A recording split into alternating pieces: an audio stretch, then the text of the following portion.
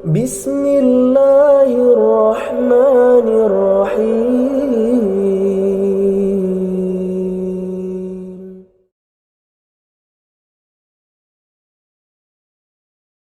بسم الله الرحمن الرحيم. السلام عليكم ورحمة الله وبركاته. إن الحمد لله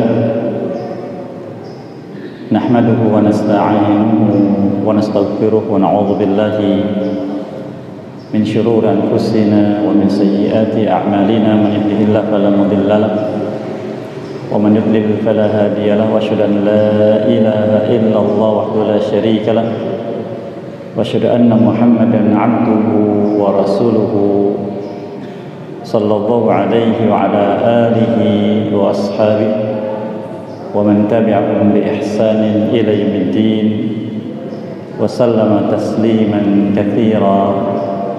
أما بعد، إخواني الفضلاء rahimani Allah iyyakum. Alhamdulillah, pada kesempatan malam yang berbahagia ini kita masih diberikan kemudahan oleh Allah Subhanahu wa taala untuk bisa kembali duduk di majlis kita,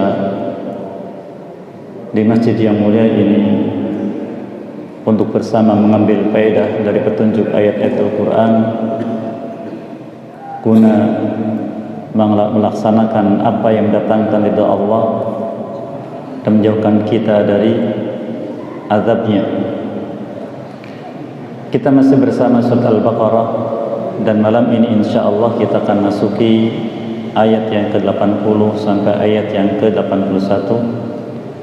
Namun sebelumnya mohon untuk dibacakan lebih dahulu. Tafadhal.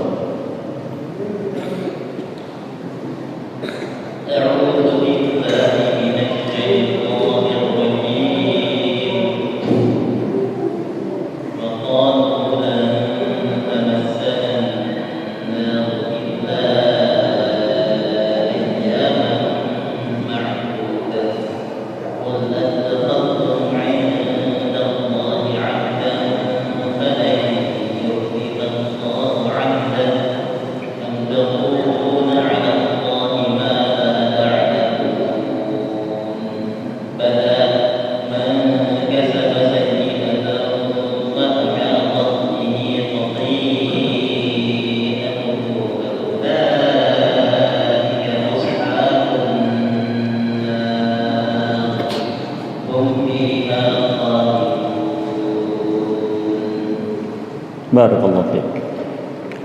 Allah menyebutkan a'udzubillahi minasyaitonir rajim. Wa qalu lan tamassana an-nar illa ayyaman ma'dudah. Qul atakhadtum 'inda Allahi 'ahdan fala yukhlifallahu 'ahdah am taquluna 'ala Allahi ma la ta'lamun. Mereka orang-orang Yahudi mengatakan, kami ini tidak akan disentuh oleh api neraka kecuali beberapa hari saja. Maka katakan Muhammad SAW kepada mereka, apakah kalian sudah mengikat perjanjian dengan Allah akan hal tersebut? Maka jika betul, niscaya Allah tidak akan pernah menyisihi janjinya. Bahkan kalian mengatakan terhadap Allah sesuatu yang tidak kalian ketahui. Bala man kasaba sayyi'atan wa ahatat bi khati'atuhu fa ulaika ashabun nar hum fiha khalidun. Tentu saja, siapapun orangnya yang melakukan keburukan dan kesalahan-kesalahan senantiasa mengelilinginya, berada di sekitarnya, maka mereka adalah penghuni api neraka dan mereka kekal di dalamnya.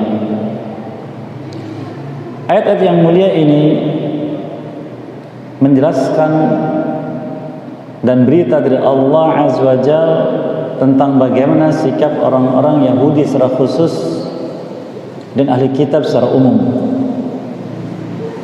ketika mereka melakukan penyimpangan sebagaimana di antara yang disebutkan di ayat sebelumnya, yaitu melakukan tahrif,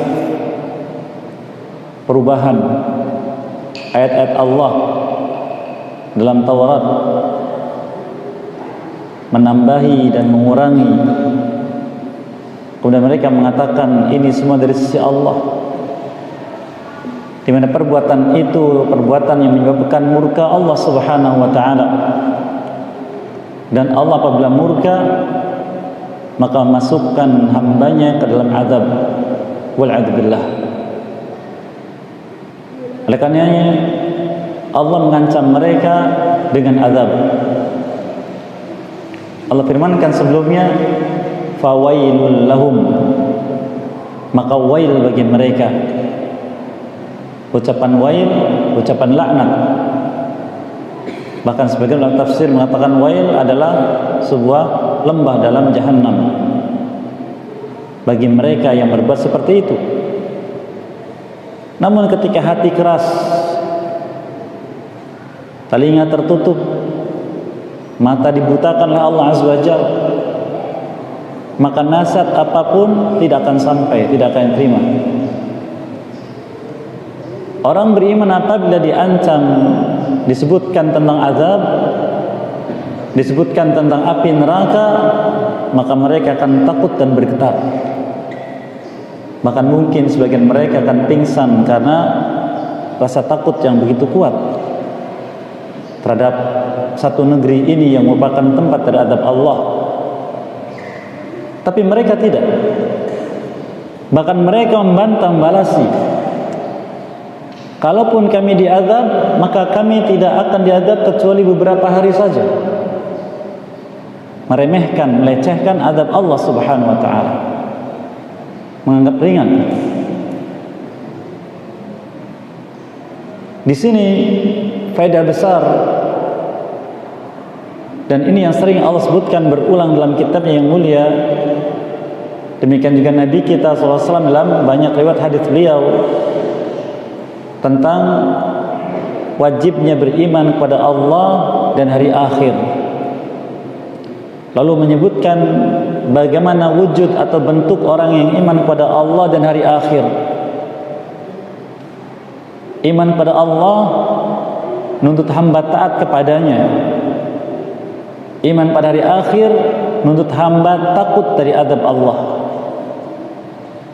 sehingga mencegah dia melakukan penyimpangan, mencegah dia dari perkara-perkara yang menyebabkan murka Allah. Namun ketika seorang hamba beriman dengan lisannya,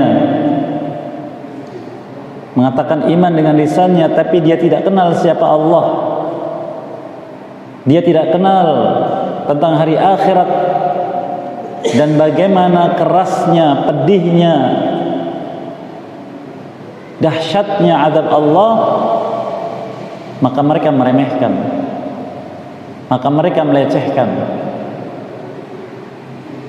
Oleh karena di antara hikmah Allah Azza wa Jalla di awal surat Al-Baqarah sudah kita dapatkan faidah, jawaban Allah, bantahan Allah kepada orang munafik yang mereka mengikuti Yahudi. Apa kata Allah? Wa minan nasi man yaqulu amanna billah wa bil yaumil akhir wa ma hum bi'minin. Dan antara manusia ada yang mengatakan dengan lisannya kami beriman pada Allah dan kami beriman pada hari akhir, padahal mereka tidak beriman. Karena ucapan mereka yang melecehkan Allah, ucapan mereka yang melecehkan azab Allah. Dan zaman ini begitu banyak orang yang berani melakukan hal tersebut. Sebagaimana di antara sudah kita sebutkan di majlis yang lalu tentang beberapa fatwa, beberapa ucapan dan perbuatan yang menyimpang dari petunjuk Allah, juga menyisihi kesepakatan para ulama terdahulu. Ini karena mereka tidak kenal siapa Allah dan tidak kenal bagaimana kerasnya azabnya. Maka tidak aneh kalau dari mereka mengatakan, tidak mengapa kami masuk neraka. Paling kalaupun masuk hanya beberapa hari saja. Orang-orang Yahudi di sini yang Allah sebutkan. Dan sebagian anak-anak kaum muslimin mengikuti ucapan itu dengan bahasa olok-olok. Mereka tidak kenal apa itu api neraka. Allah menjelaskan tentang bentuk gambaran azab api neraka dan amalan-amalan apa saja menyebabkan seorang masuk dalam azab api neraka agar hambanya takut kepada Allah, dan dengan takut itu agar mereka bertakwa, beriman, kemudian melaksanakan ketaatan dan menjauhi sebab-sebab azab.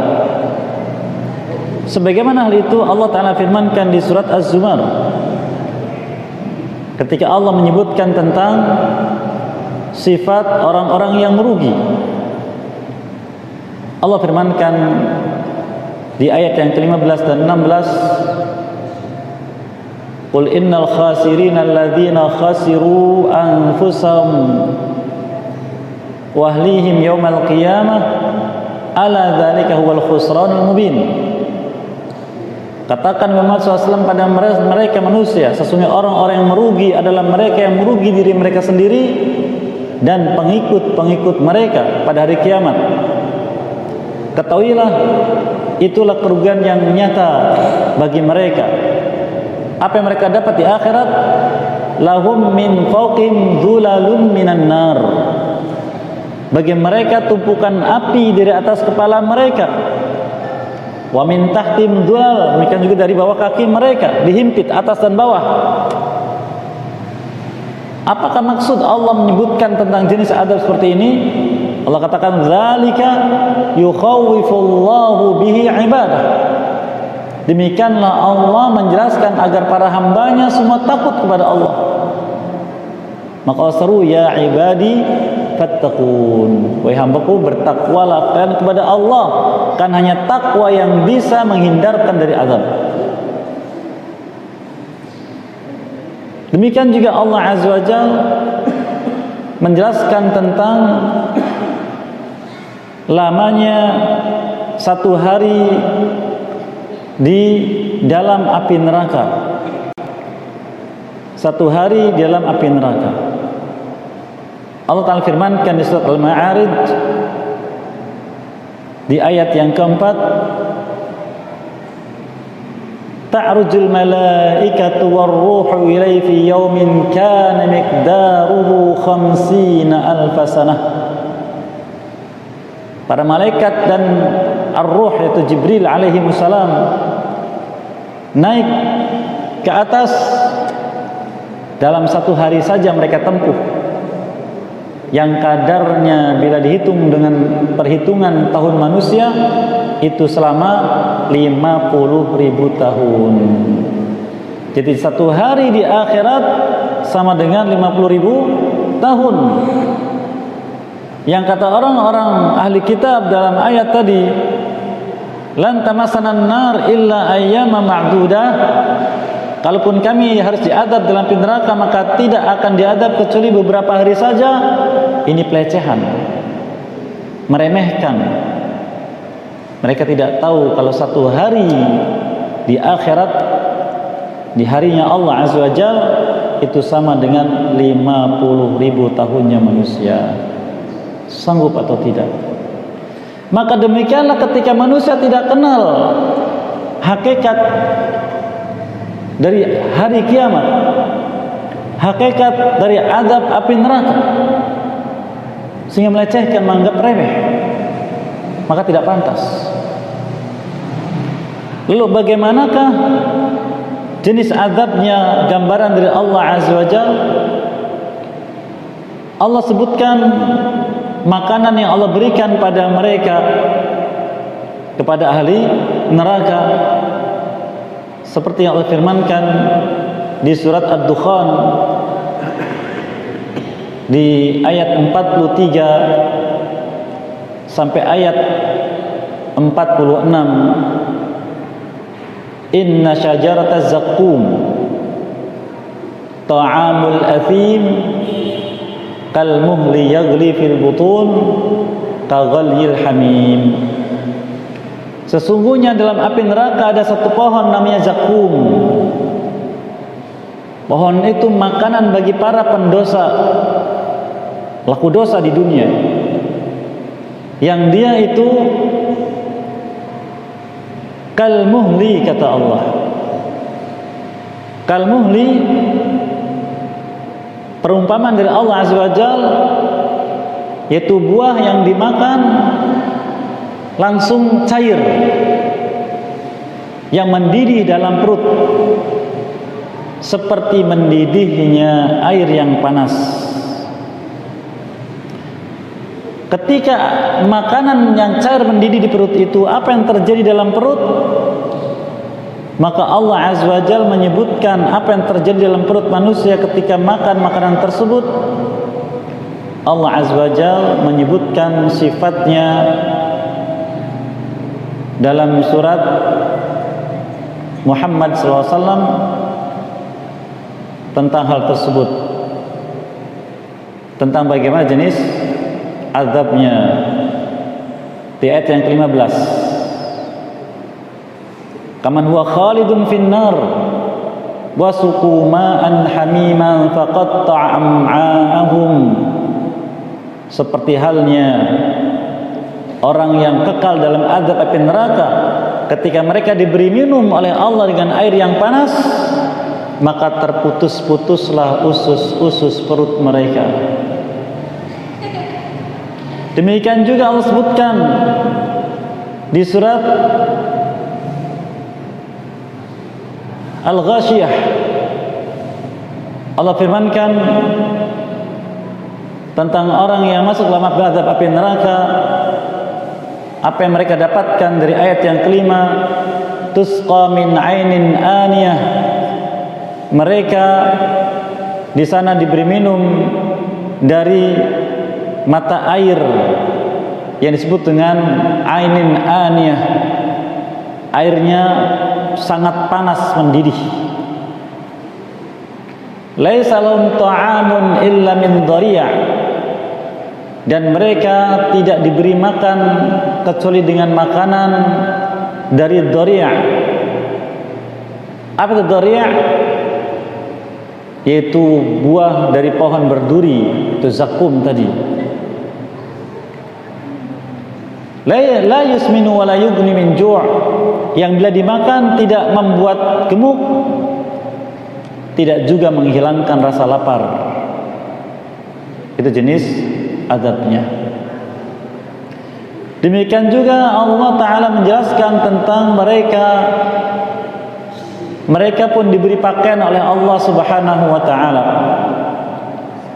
Namun bagaimana pakaian mereka? Allah telah sebutkan di ayat yang ke-49 dan ayat yang ke-50 di surat Ibrahim alaihissalam, wa taral mujrimina yawmaidzin muqarranina fil asfad. Dan pada hari itu engkau akan lihat mujrimin, para pelaku maksiat di muka bumi ini.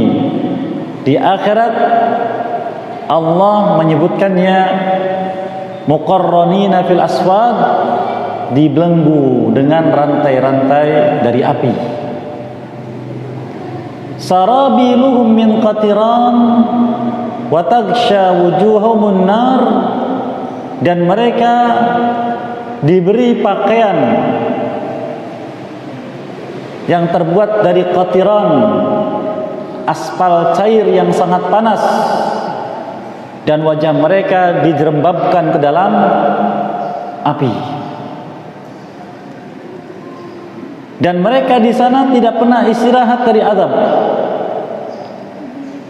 dan tidak pernah merasa nyaman.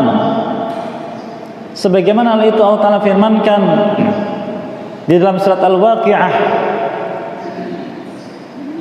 di ayat yang ke-41 dan seterusnya. Washabus shimali ma ashabus shimal. Golongan kiri, tahukah engkau siapa golongan kiri? Fi samumi wa hamim. Mereka itu tinggal dalam api neraka fi samum wa hamim, diazab dengan angin yang sangat panas dan dengan air yang mendidih bergejolak. Wa dhillim min yahmum, dan mereka pun ketika bernaung Allah berikan naungan dari awan yang hitam pekat yang juga panas. La baridi wala karim, tidak ada rasa dingin dan tidak dimuliakan. Maka ketika Allah Azza wa Jalla mengadab mereka, menyuruh para malaikatnya mengadab mereka, Allah mengatakan pada mereka, Allah firmankan surat Ad-Dukhan di ayat yang ke-48 dan 49, "Tsumma subbu fawqa ra'si min 'adzabil hamim." Kemudian tuangkan di atas kepala mereka berupa adab yang panas membakar. Katakan pada mereka, "Dzuk innaka antal azizul karim." Rasakan olehmu, bukankah engkau orang yang perkasa lagi mulia? Dihina oleh Allah Azza wa Jalla. Bagi orang di dunia merasa perkasa, berkuasa, merasa mulia, terhormat atau ningrat, maka bila tidak beriman dan taat kepada Allah dan Rasulnya, ini akan Allah katakan, "Dzuk innaka antal azizul karim." Rasakan olehmu, bukankah engkau orang yang perkasa lagi mulia? Dan ayat-ayat Quran yang menjelaskan tentang azab Allah begitu banyak. Maka kenali oleh kita jenis azab ini, sehingga ketika kita membaca ayat tentang azab api neraka, kita pun merasa takut kepada Allah. Karena kita semua melakukan sebab-sebab azab. Apakah sebab azab? Allah Azza wa Jalla menyebutkan di antara sebab azab yang kadang kita tidak menyadarinya. Allah firmankan di surat Al-Mudaththir, "Ma salakakum fi saqar." Di ayat yang ke-42 dan seterusnya. Apa yang menyebabkan kalian masuk neraka saqar? Qalu lam naku minal musallin. Kami dulu tidak salat. Kami dulu tidak salat, meninggalkan salat. Walam naku nut'imul miskin. Kami dulu juga tidak beri makan orang miskin. Alhamdulillah Ustaz, kami salat. Orang miskin kasih makan tidak oleh kita. Pernah belum beri makan orang miskin? Hati-hati, ini Allah sebutkan sebagai sebab azab. Wa kunna nakhudu mal khaidin. Kami dulu kalau kumpul dengan teman, perbincangan kami tentang kebatilan, mengolok-olok, melecehkan, menghina orang beriman. Wa kunna nukadzibu biyaumiddin, dan kami dulu mendustakan akan terjadinya hari kiamat. Dan itu kami langsungkan terus dalam hidup kami hatta atanal yaqin, sampai datang kematian pada kami dan kami belum bertobat. Apakah itu sebab azab? Tidak banyak. Di antara yang sebutkan di sini tentang ahli kitab yang mereka berani merubah ayat-ayat Allah, menambahi dan mengurangi. Dan masih banyak lagi. Oleh karena para ulama kita menganjurkan kita untuk membaca penjelasan-penjelasan ulama kita terkait dengan sebab-sebab azab. Di antara kitab yang dianjurkan oleh mereka adalah kitab Al-Kabair atau dosa-dosa besar yang ditulis oleh Al-Imam Al-Zahabi rahimahullah ta'ala. Ini yang harus kita waspada. Oleh karena apabila kita membaca ayat semacam ini tentang azab, maka berlindunglah kepada Allah dari azab api neraka. Kemudian Allah Azza wa Jalla memerintahkan Nabi-Nya sallallahu alaihi wasallam untuk memberikan jawaban pada mereka. Ketika mereka diberikan nasihat, diberikan ancaman bahkan bahwa perbuatan seperti itu akan menyebabkan azab bagi pelakunya, namun mereka membantah, mereka menjawab, merasa di atas kebenaran, sehingga melecehkan nasihat dan pemberi nasihat, merendahkan tentang azab Allah Azza wa Jalla. Allah menjelaskan siapa yang diringankan azabnya dan siapa yang terbebas dari azab. Allah firmankan, "Qul attakhadtum 'indallahi ahda." Katakan wahai Muhammad SAW pada mereka, dan juga untuk kita semuanya, apakah kalian sudah mengikat perjanjian dengan Allah sehingga kalian pasti terbebas dari azab, atau paling tidak diazab tapi sesaat seperti pengakuan kalian?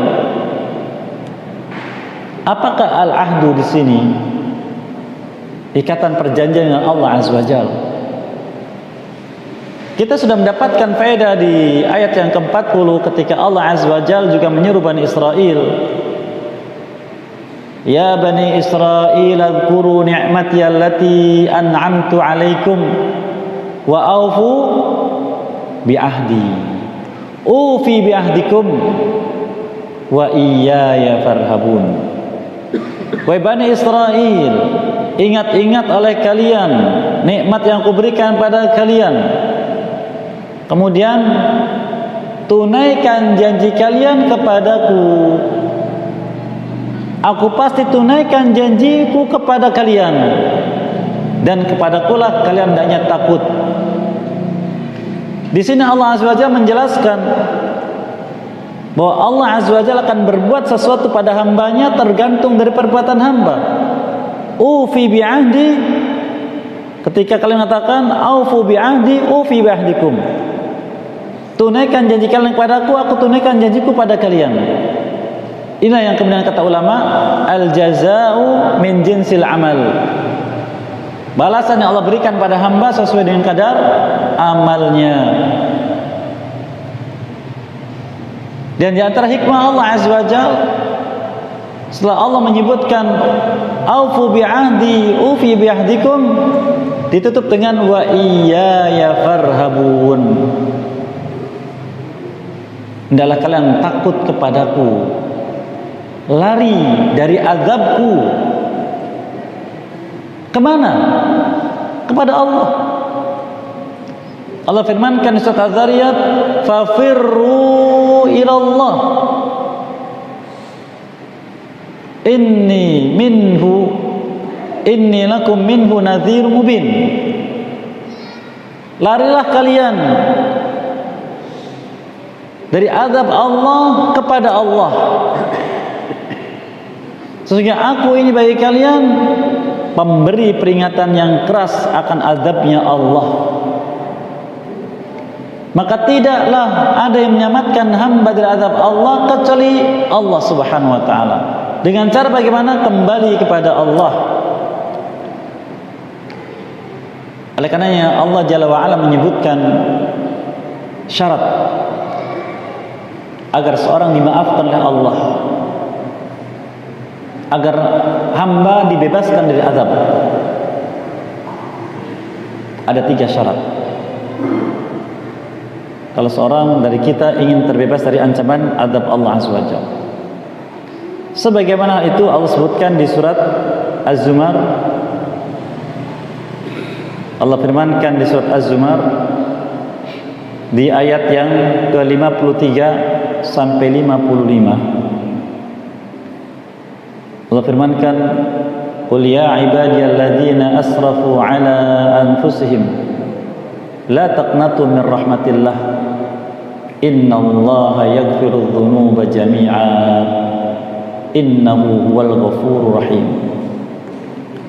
Katakan wahai Muhammad SAW pada hambaku sekalian yang melampaui batas dalam hidupnya dengan maksiat, dengan kekufuran, dengan kesyirikan,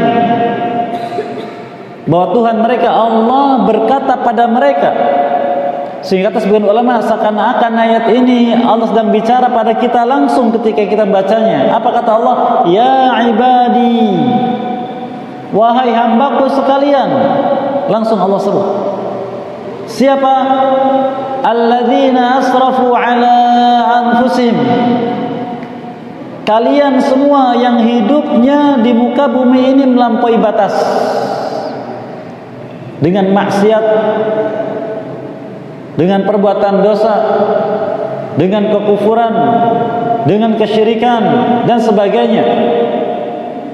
Allah berikan harapan, la taqnatu min rahmatillah, jangan kalian berputus asa dari rahmat Allah. Innahu huwal ghafurur rahim. Innahu yaghfiru dzunuba jami'a, karena dia mengampuni segala macam dosa. Innahu huwal ghafurur rahim, dan dia Maha Pengampun lagi Maha Penyayang. Lalu apa yang dia harus lakukan? Allah katakan yang pertama, wa anibu ila rabbikum. Kembalilah kalian segera kepada Tuhan kalian Allah dengan taubat. Wa aslimu lahu, dan berislam kepadanya dengan iman. Kapan? Min qabli ayyatiyakumul azab thumma la tunsarun. Sebelum datang azab pada kalian dan saat itu kalian tidak ditolong. Yang ketiga, wattabi'u ahsana ma unzila ilaikum min rabbikum, dan ikuti oleh kalian apa yang terbaik dari apa yang Allah turunkan pada kalian, yaitu Al-Quran, dari perintah dan larangan. Tunaikan perintahnya, tinggalkan larangannya. Kapan? Min qabli ayyatiyakumul azab, sebelum datang azab pada kalian. Kapan? Baghtah, tiba-tiba. Wa antum la tash'urun, dan kalian tidak menyadarinya. Allah menjelaskan kapan azab itu datang tiba-tiba. Allah Ta'ala menyebutkan di surat Al-A'raf agar kita waspada di ayat 97 sampai ayat 99. Afa aminal qura ayatiyahum ba'suna bayatan wa hum naimun. Apakah suatu penduduk negeri mereka merasa aman akan datang pada mereka azab kami di malam hari ketika mereka tidur? Karena ketika kita tidur, awali sebelumnya dengan taubat kepada Allah Azza wa Jalla, memperbanyak istighfar agar kita terhindar dari azab. Karena Allah berfirman di surat An-Nisa, Allah berfirman, wa ma kana Allah mu'adzibahum wa hum yastaghfirun, di surat Al-Anfal di ayat yang ke-33. Dan Allah tidak akan mengadab mereka selama mereka masih beristighfar. Ini azab datang sekonyong-konyong ketika hamba tidur. Ayat berikutnya katakan, awa aminal qura ayatiyahum ba'suna duha wa hum yal'abun. Apakah suatu penduduk negeri mereka merasa aman akan datangnya azab pada mereka pada waktu duha? Waktu duha ketika mereka bermain-main, kata Allah. Afa aminu makrallah. Apakah mereka merasa aman dari rencana buruk Allah bagi para pelaku maksiat? Fala ya'manu makrallah illal qaumul khasirun, dan tidak ada yang merasa aman dari rencana buruk Allah bagi pelaku maksiat kecuali mereka orang-orang yang merugi. Kapankah azab akan Allah datangkan pada suatu penduduk negeri? Kapan? Ketika penduduk negeri mereka sudah mulai lalai dari zikir kepada Allah,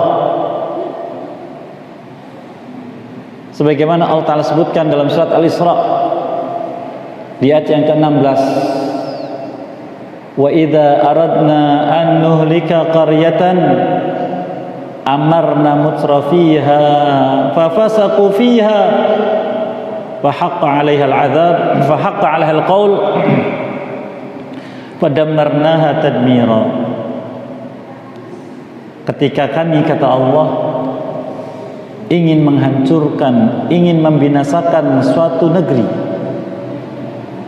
kami perintahkan para penduduknya yang suka berfoya-foya, yang lalai dari zikir kepada Allah, yang tidak beriman, yang suka berbuat maksiat, kami perintahkan agar mereka berbuat kefasikan di negeri tersebut tanpa batas. Maka saat itulah fahaqqa 'alaihal qaul, mereka berhak mendapatkan ketetapan kami, yaitu azab. Padammarnaha tadmira, maka kami hancurkan sehancur-hancurnya. Wal'adzubillah. Oleh karena ingatkan, kalau ada di sekitar kita orang-orang yang berbuat maksiat, karena ini mengundang kemarahan Allah Azza wa Jalla, mengundang azab.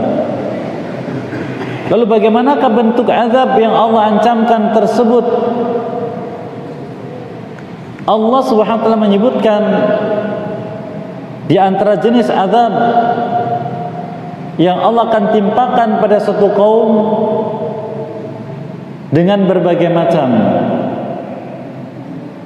dan itu kembali kepada kehendak Allah Subhanahu wa taala, sebagaimana yang Allah firmankan di surat Al-Ankabut ayat yang ke-40, fakullan akhadna bidzanbih, masing-masing kami azab sesuai dengan dosanya. Faminhum man arsalna alaihi hasiba, di antara mereka dan kami azab dengan kami mengutus pada mereka hasiba, hujan batu dari langit. Wa minhum man akhadhathu sayhah, di antara mereka ada yang diazab dengan suara keras yang menggelegar. Wa minhum man khasafna bil ard, di antara mereka dan kami jebloskan ke dalam tanah. Wa minhum man aghraqna, dan di antara mereka dan kami tenggelamkan. Maka waspada dari kemurkaan Allah Subhanahu wa taala. Ini di antara azab yang timpakan di dunia, belum azab di akhirat. Sehingga kita harus waspada dari perbuatan-perbuatan yang mendatangkan azab Allah Azza wa Jalla. Dan apabila kita diingatkan oleh Allah, diingatkan oleh Rasulnya SAW, atau diingatkan oleh ahli ilmu tentang agar kita waspada dari azab Allah, maka hendaklah kita takut dan kembali kepada Allah. Tidak seperti mereka ahli kitab, khususnya orang-orang Yahudi. Mereka menganggap remeh hal tersebut. Maka Allah perintahkan kepada Nabi SAW untuk menyampaikan kepada mereka, attakhadtum indallahi ahda, apakah kalian sudah mengambil kesepakatan, perjanjian dengan Allah agar kalian tidak diazab? Dan perjanjian itu adalah ibadah kepada Allah, iman dan amal saleh. Allah firmankan di surat Al-An'am, wa bi ahdillahi aufu, dan dengan perjanjian kalian kepada Allah tunaikan, di ayat 152. Nabi kita bersabda SAW, di antara isi perjanjian itu adalah al-ahdul ladzi bainana wa bainahum as-salah faman tarakaha faqad kafar. Batas antara kami dengan mereka yang merupakan al-ahdu, isi perjanjian dengan Allah, adalah salat. Maka barang siapa meninggalkan salat, maka berarti dia telah masuk dalam kategori kekufuran. Maka jaga isi perjanjian kita dengan Allah yang kita katakan di surat Al-Fatihah, iyyaka na'budu wa iyyaka nasta'in. Jaga isi perjanjian ini dan tunaikan, itulah yang akan jaga kita dari azab. Maka Nabi kita SAW diperintah oleh Allah Azza wa Jalla untuk bertanya pada mereka, attakhadtum 'indallahi 'ahda? Apakah kalian sudah mengambil perjanjian dengan Allah, kesepakatan? Seandainya betul, fala yukhlifallahu 'ahda, Allah tidak akan pernah menyisi janjinya. Kalian pasti tidak akan diazab. Kalaupun diazab seperti yang kalian persangkakan, ada tidak perjanjiannya? Ternyata mereka sadar diri tapi tidak mau mengakui. Maka tegaskan pada mereka, am taquluna 'alallahi ma la ta'lamun. Bahkan kalian bicara begitu, bicara tentang Allah yang kalian tidak tahu benar tidaknya. Maka waspada dengan perbuatan-perbuatan dan ucapan semacam ini, karena itu jerat dari syaitan. Dan syaitan dia senantiasa memantau anak Adam untuk menjadikan anak Adam sebagai temannya dalam azab neraka sa'ir dengan 3 macam perangkap. Allah firmankan surat Fatir ayat yang ke-6, inna syaitana lakum aduun fattakhidhu aduwa innama yad'u hizbahu liyakunu min ashabis sa'ir. Sesungguhnya syaitan adalah musuh untuk kalian wahai Bani Adam. Fattakhidhuhu aduwa, jadikan dia sebagai musuh, jangan sebagai teman. Innama yad'u hizbahu, karena dia mengajak golongannya dari manusia, liyakunu, agar sama-sama min ashabin nar, menjadi penghuni api neraka. Liyakunu min ashabis sa'ir, agar sama-sama menjadi penghuni neraka sa'ir. Apa jeratnya? Allah firmankan surat Al-Baqarah di ayat yang ke-169, maaf. Allah firmankan, innama ya'murukum bis-su' wal fahsya wa an taqulu 'ala Allah ma la ta'lamun. Syaitan menyuruh kalian untuk agar kalian berbuat asu, keburukan-keburukan apapun yang diancam dengan azab. Wal fahsya, dan kekejian yang menjadikan manusia terzalimi, sengsara. Wan taqulu 'ala Allah ma la ta'lamun, dan kalian bicara tentang Allah yang kalian tidak punya ilmunya. Ini yang dilakukan oleh Bani Israel. Namun sebagian kita mengikuti langkah mereka. Ada yang mengatakan fulan sampai sekarang belum ditanya oleh malaikat. Munkar dan Nakir setelah dikuburkan, karena kuburnya tidak pernah sepi. Bicara tentang Allah tanpa ilmu. Ada yang mengatakan tidak mengapa, kami kalaupun masuk neraka nanti akan ketemu dengan teman-teman kami. La haula wala quwwata illa billah. Bicara tentang Allah tanpa ilmu, macam-macam. Waspada, itu jerat dari syaitan, tapi kita tidak menyadari. Am taquluna 'ala Allahi ma la ta'lamun. Bahkan kalian bicara tentang Allah tanpa ilmu yang kalian ketahui. Maka waspada dari 3 jerat syaitan ini. Dan Bani Israel masuk ke dalam perangkapnya, dan sebagian muslimin mengikutinya. Sebagaimana sabda Nabi kita menyebutkan SAW, la tattabi'unna sanana man kana qablakum hadzal qudzati bil qudzati hatta law dakhalu juhra dabbin la dakhaltumu. Qalu ya Rasulullah al-yahud wa nasara, qala wa manin nas illa ulaik. kalian ini akan mengikuti jalan-jalan orang-orang sebelum kalian, searah panah demi searah anak panah, sampai pun di antara mereka masuk sarang dob kadal gurun, niscaya kalian pun akan ikut masuk ke dalamnya. Kata para sahabat, ya Rasulullah, siapa mereka? Apakah Yahudi dan Nasrani? Kata beliau, siapa lagi manusia kalau bukan mereka? Dan muslimin mengikuti. Maka waspada dari mengikuti langkah mereka, karena akan mendapatkan ancaman yang Allah ancamkan pada mereka.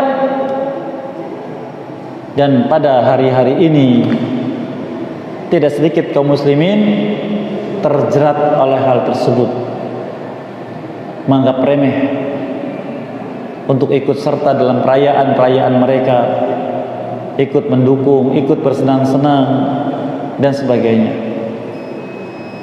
Yang harusnya kita lebih banyak mengevaluasi diri, lebih banyak mohon ampun pada Allah, lebih banyak berusaha untuk memperbaiki diri, agar dengan itu Allah membuka pintu taubatnya dan menerima amal kita yang sedikit dan maafkan kesalahan kita sekalian.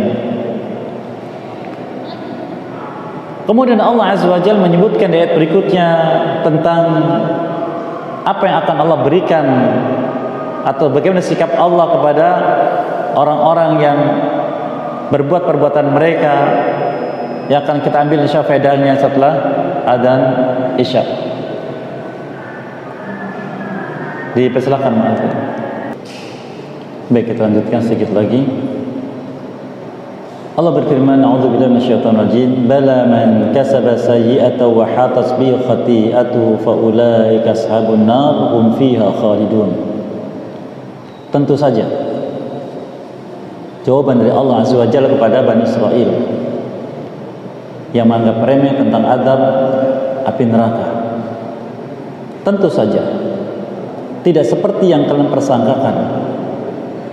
Bahkan barang siapa di dunia ini perbuatannya sayyi'ah, maksiat, dosa, wa hatat bi khati'atuh, sampai kesalahan dan dosa itu menjadi kebiasaannya, sehingga hatinya terliputi oleh nilai maksiat dan kesana kemari berbuat maksiat, terbiasa dengan maksiat sampai ajal datang belum bertobat dari maksiat, faulaika ashabun nar, mereka itu penghuni api neraka, hum fiha khalidun, dan mereka kekal dalamnya. Oleh karena Nabi kita SAW berwasiat pada kita sekalian dalam hadis yang sahih, beliau katakan, wa iyyakum wa muhaqqiratil dzunub, waspada kalian dari menyepelekan dosa, menganggap remeh dosa. Fa innahunna yajtami'na 'ala ar-rajul, maka dosa-dosa berkumpul pada diri seseorang hatta yuhliknah, sampai membinasakan dia. Maka perlu kita waspada. Sebab azab ada 3 macam. Yang pertama, sebab azab yang menjadikan pelakunya kekal dalam azab selamanya dan tidak keluar. Apa itu? Kekufuran, kesyirikan, kemunafikan. Waspada. Yang kedua, sebab azab yang pasti, lama waktunya, dan akan keluar karena iman yang ada. Apa itu? Penyimpangan dalam manhaj, penyimpangan dalam pemahaman. Yang ketiga, sebab azab yang Allah mengancamkan pada pelaku sebab ini, namun mereka masih ada harapan dengan kehendak Allah. Perbuatan dosa diancam dengan azab pelakunya, tapi ada harapan dengan kehendak Allah. Bila Allah mau diampuni, bila Allah mau diazab. Allah firmankan di surat An-Nisa,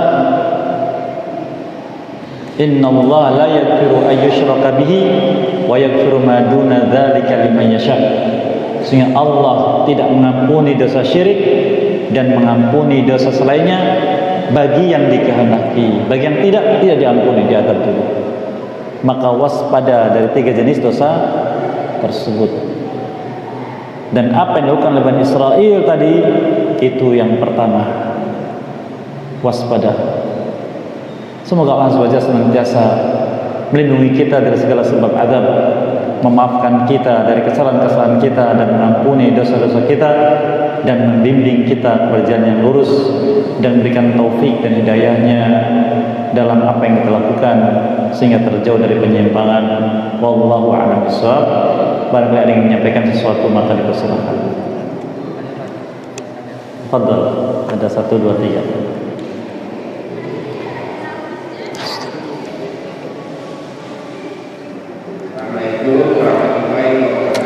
Waalaikumsalam.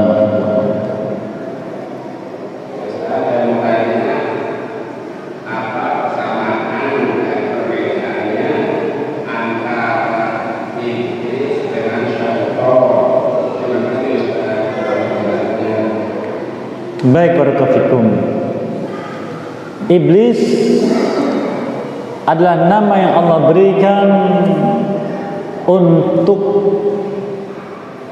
bangsa jin yang membangkang dari perintah Allah. Seperti kita lewati di awal surat Al-Baqarah.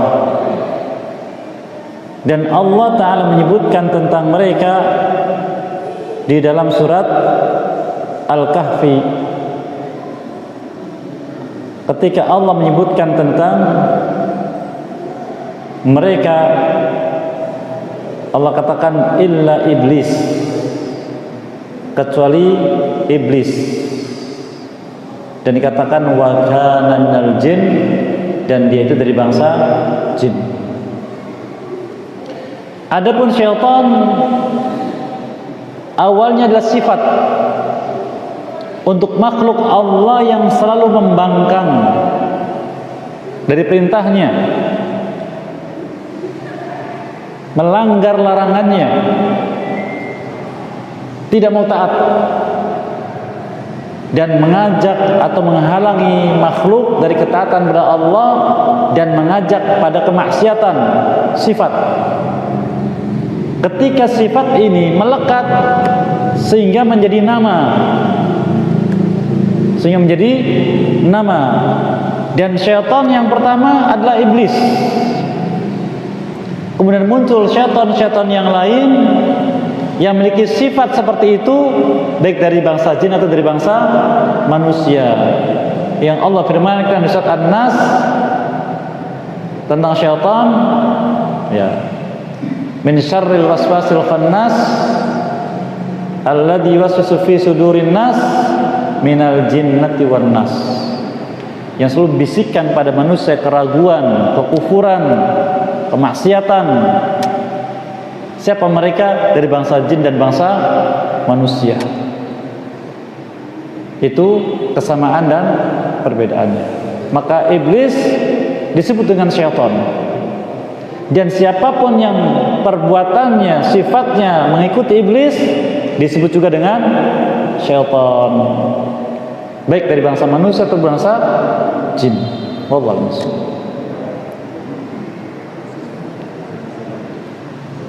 Assalamualaikum warahmatullahi wabarakatuh. Waalaikumsalam warahmatullahi wabarakatuh. Bismillahirrahmanirrahim. Ustaz, Allah mengingatkan kepada kedua manusia dan memastikan dan ketakwaan. Sungguh beruntunglah yang menyembunyikannya dan sungguh yang tidak mengakurinya. Kemudian yang ketiga, mohon penjelasannya bagaimana kita menyikapi fenomena akhir zaman ini, ada membaca Al-Quran dan diiringi dengan musik tradisional.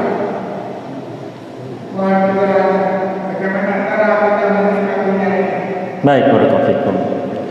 Allah sebutkan di surat Asy-Syams tadi, jiwa manusia ketika diciptakan oleh Allah Azza wa Jalla diberikan dua ilham.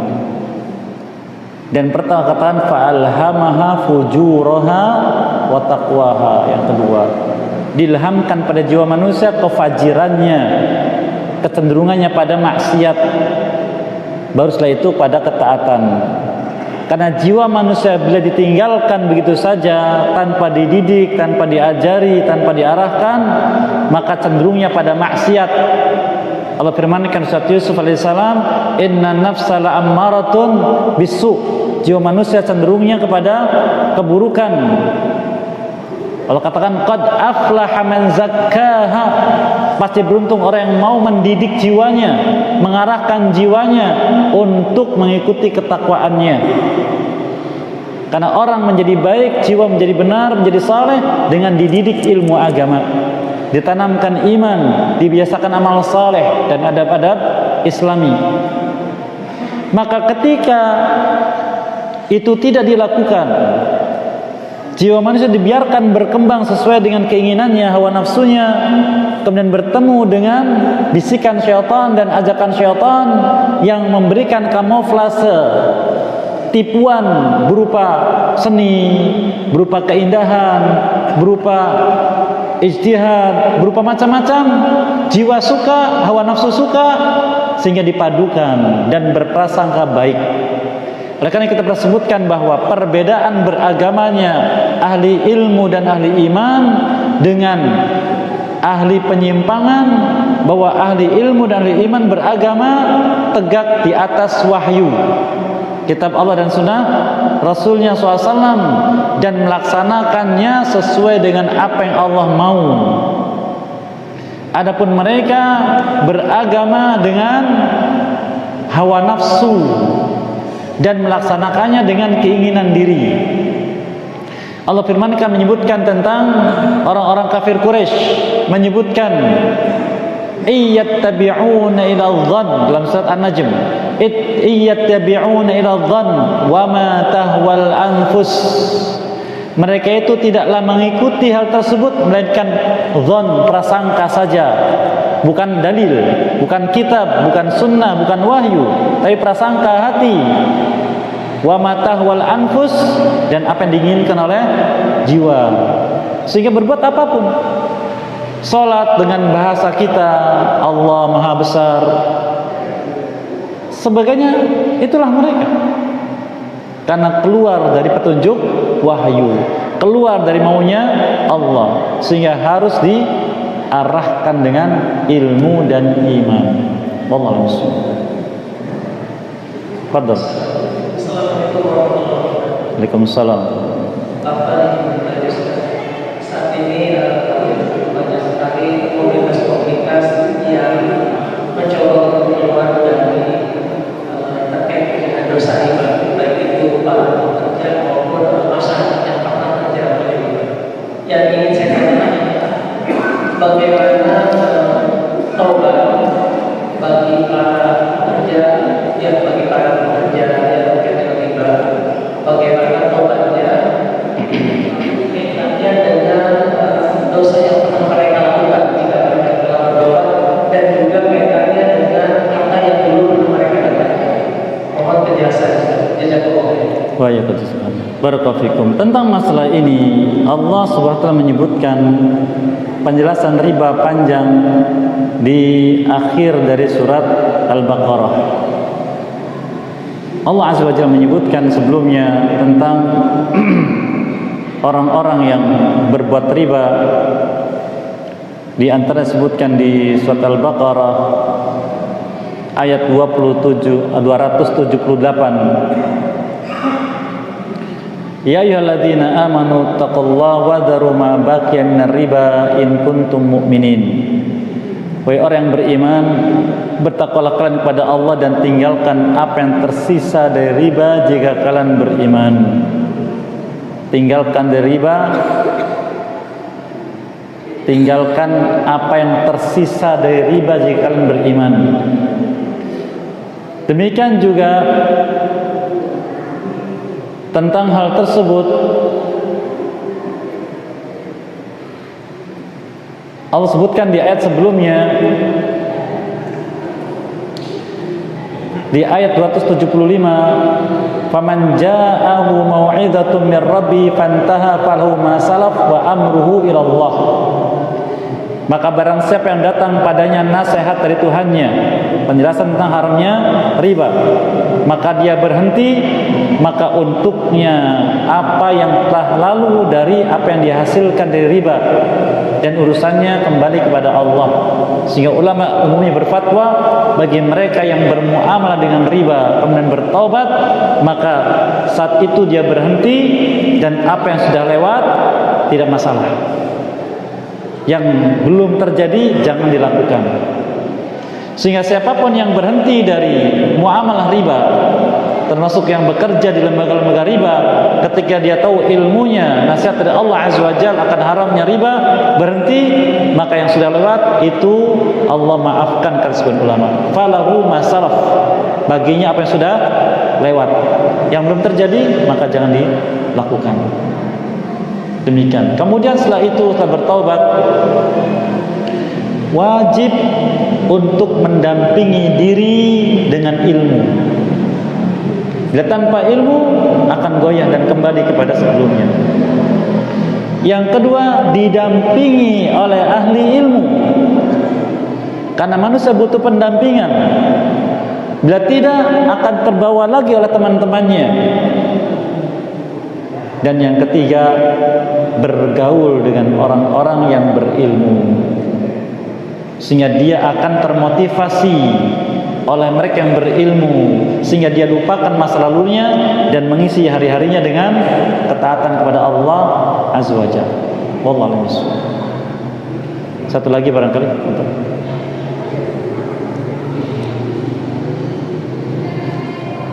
warahmatullahi wabarakatuh. Waalaikumsalam. Yang pertama mungkin itu kita jawabannya bahwa sesuai pertanyaannya. Yang pertama, apa hukumnya membeli tanda kutip nama diskon, tapi diskon itu pun dari perayaan memakai atau nama diskon dari Natal dan tahun baru. Kedua, hukumnya suami itu memberikan nama kepada istri itu bagaimana dalam fikih Islam dan keluarga. Baik, barakallahu wa jazakallahu.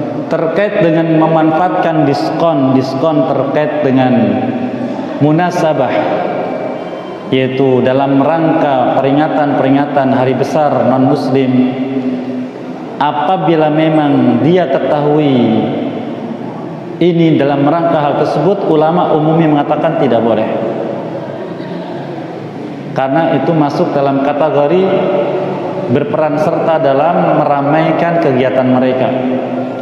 Adapun bila dia tidak tahu, karena memang rutin dia belanja, tiba-tiba dapat diskon besar, dalam rangka apa? Tidak tahu ini, ternyata berkaitan dengan itu, dia tidak bermaksud itu, maka tidak masalah kata mereka, karena tidak ada niat.